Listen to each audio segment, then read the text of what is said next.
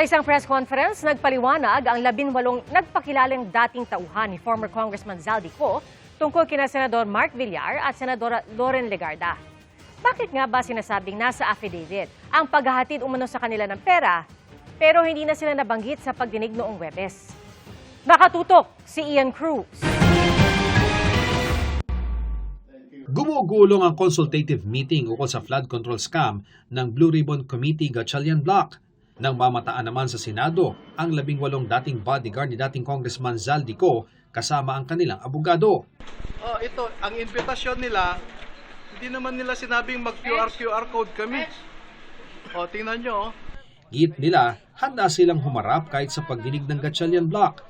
Kahit nag-abiso ang paksyon ni Senador Alan Peter Cayetano na wala silang imbitasyon. Sino ho ba ang nagsabi na natatakot ang 18 soldiers? Wala naman siguro. Siguro si Erwin Tulfo lang.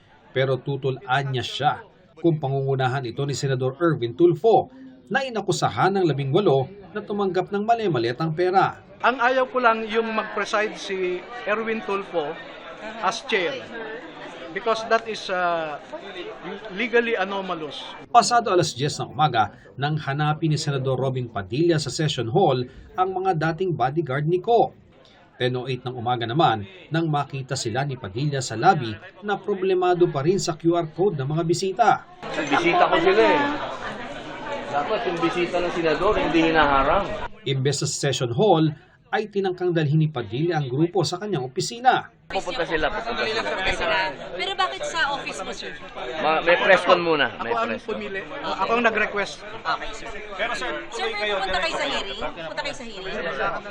Pero hindi pa rin sila makaakyat dahil sa mga di-planchadong QR code ng visitors form. Habang naghihintay, ay dumepensa si Padilla sa bansag na peke umano ang flood control scam hearing ng kanilang paksyon noong Huwebes. Demokrasya itong bansa na ito. Kung ano sabihin nila, side nila yon. Ganun din naman yung sinasabi ng aming Senate President na ang nire-recognize na ay yung aming hearing. 10:43 ng umaga o makaraan ng isang oras nang makapanik na sina Baligod sa tanggapan ni Padilla kung saan nagpa-presscon. Dito ay tinanong si Baligod tungkol kina Senador Mark Villar na nahatiran umano ng mali-maliatang pera sa Las Piñas pero di nabanggit noong Huwebes. Nakita nila, sir, na tinanggap mismo ni Senator Mark? Wala po silang sinabi na ganon. Basta pinadala nila sa address na yon.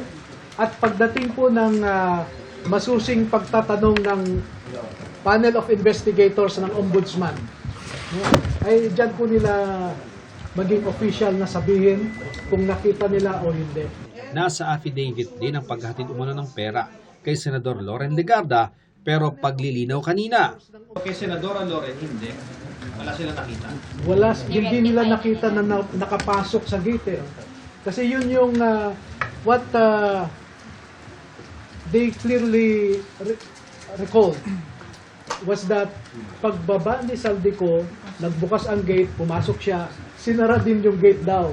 So pati si Mark Tiksay na usually sumasama sa kanya, naiwan sa labas. Halos sabay natapos ang presko ng 18 at ang consultative meeting ng Blue Ribbon Committee na nag-imbita sa kanila. Pero ang sinisisi nila sa di pagdalo ay ang naantala umanong pagpapapasok sa kanila. Meeting. Consultative meeting. Sayang yung opportunity. Na-delay kami sa entrance din kasi. Dumiretso sina Padilla at Baligod sa tanggapan ni Senador Tito Soto.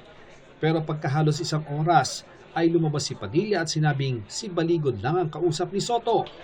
Nang lumabas si Baligod, sinabi niyang kaibigan niya si Soto.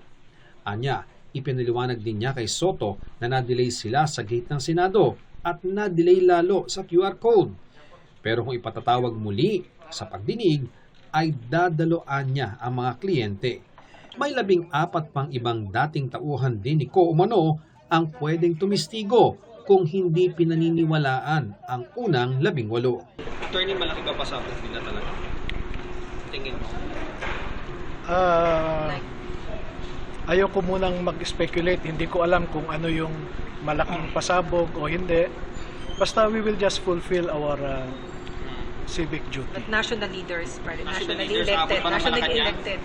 Oo. Aabot ang Malacanang, sir? Ang kwan, Papangalanan? ayokong pardon me, no? Ayoko muna mag-speculate. Nais din makausap ni Baligod si Tulfo.